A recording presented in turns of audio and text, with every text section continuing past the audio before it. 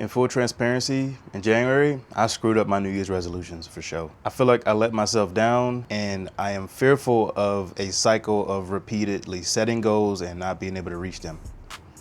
Can you relate? Let's talk about it.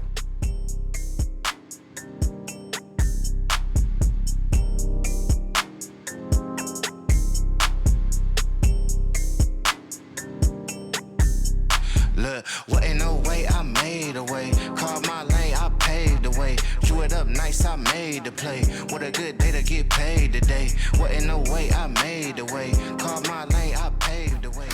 Hey everybody, welcome back to the channel. Name's Ndizi, and today we're gonna talk about being in a rut, being unmotivated. But more importantly, we're gonna talk about how to get out of a rut and ways to prevent ruts in the future. I know everybody can relate to being in a rut when it comes to motivation. You've set out this amazing goal, you have planned for it, and out of nowhere, you just don't feel like doing it anymore, and you lose motivation, and then you get down on yourself about it. I think that's a pretty normal thing, and I think the first thing people need to do in order to get out of that rut is to feel it. I think a lot of people like to hop back into goals really quickly, and that's awesome. I want people to hit maybe a smaller obstacle and get back on it. But if you're out of the game for like a week, or you really even questioning whether you can accomplish this goal or not, I think the best thing for you to do at that point is to really sit down and to think about a lot of these things first before you get back into it. Because if you don't take the time to truly think about what stopped you from being motivated or the obstacles that got in your way, inevitably they'll happen again. And please don't get this confused with like if you're trying to work out and lose weight and you had a cheat meal. Just get back on it the next day. You don't need to have a board meeting every single time you have a cheat meal or something doesn't go right. I'm talking about a good long week or even maybe a month of you not feeling motivated or stuck in your goals. Take some time to think about what made you quit, why did you even start this goal, and then also take time to process the fact that you may feel like you failed. That's super important because I know for me, I had very high expectations whenever I was in college. I was always like, I gotta study for so long, I have to try to start a business on the side, and all these different things and all these expectations I had. And when I wouldn't be like this perfect person that I had envisioned myself to be, I would get pretty down on myself about it. Sometimes you have to feel things out and let yourself recover, because I am very much so invested in my goals, and when things don't go right, I don't feel good about that, you know? And I think people need to be able to have time to recover from that feeling. And one thing that's super important to me is to pray and always ask God for guidance on why I wasn't able to accomplish this goal or why I'm not figuring things out. I guess the whole point of this really is to think about the long game. Yes, if you just kind of hop back into your goal, you might see results pretty soon because you got right back into it. But from a long-term perspective, you really need to evaluate what happened and what not to do next time in order to stay out of a rut. My neighbor is currently on the roof. Shout out to my boy Carlos. Apparently it's just like a clogging event or something. Clearly something I couldn't help out with, but I just thought to ask, you know, be a good neighbor. Before I go on a walk, just like to hang out with the doggy a little bit. Her name is Beignet. We've had her for about coming up on 3 years now. She's the best dog in the world. It's not for debate.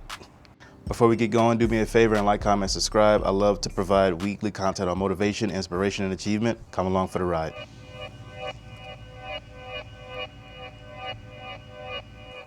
Spin. Good girl. Down. Stay. Okay, go get it.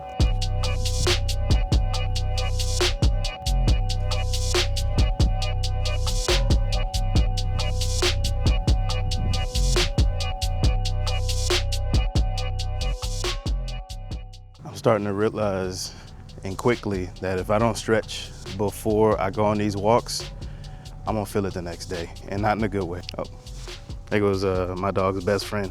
Hey, Memphi.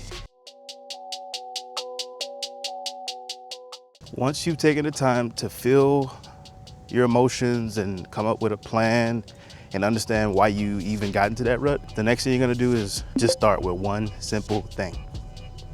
I think a lot of people try to overcomplicate things, and when you overcomplicate things, you make it where you're doing more thinking than you are actually putting in work. So for instance, I wanted to lose weight, started in January like everybody else does, but unfortunately I had some family issues come up and I got the flu like really bad. And so that wasn't conducive to going to the gym and exercising, obviously. And so it kind of threw me off my track, and I was like, man, like you only get one January, right? That's the month that everybody has to start. So it kind of threw me in for a loop, but what I ended up doing is February 1st, once we got everything settled down and I thought about things, I just started going for a walk. I went for one walk, and that has transpired me to walking for most of the month of February and also going to the gym. So it can really start with just one thing. Don't overcomplicate it. Just do one thing to get you on that path.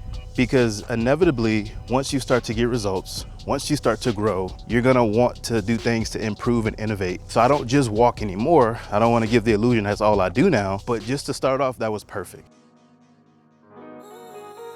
Ay, look, ay, bread it up like sandwich. Are you okay? Working on my hand trick for you. And then lastly, the most important one to me is to expect to get into ruts. Now, let me unpack that for you. I think social media, along with movies, has fooled us into thinking that success is linear, meaning that you take one step and you go up the staircase one step at a time, and that's all you ever do. You always go in that one linear forward motion. Well, we all know that's not how life works at all. There are gonna be setbacks. They are going to be situations that take you out the game for a while. And I think what we have to embrace as people who want to achieve goals and ultimately be successful is like, that's gonna happen all the time. The idea is that we wanna look at things from a realistic perspective and not a movie glamorized fake perspective. And as you understand this, when ruts happen, they won't be the end of the world. It won't be a situation where it's like, okay, well now I'm never gonna achieve this goal. Simply go back to the drawing board and then again, just start one thing. Anybody who can tell you who's accomplished anything great in life, they failed a lot more times than they succeeded. But every iteration, they got better and better. So next time you're in a rut, just think about that. Hey, this is normal, it's all good. Take the time to figure things out and then just start that one thing that will get you back in the game. Because I promise, as you go through more of these ruts, you're gonna get better and better at refining that process. All right, well, that's all for this week's video. I really appreciate y'all tuning in all the way to the end. If I provided any value today, please do me a favor and like, comment, subscribe. I'll see y'all next week with another video. But until then, go ahead and watch this video on the screen. Basically, I talk about how to change your family legacy forever. Remember, with God, you can do anything. Peace.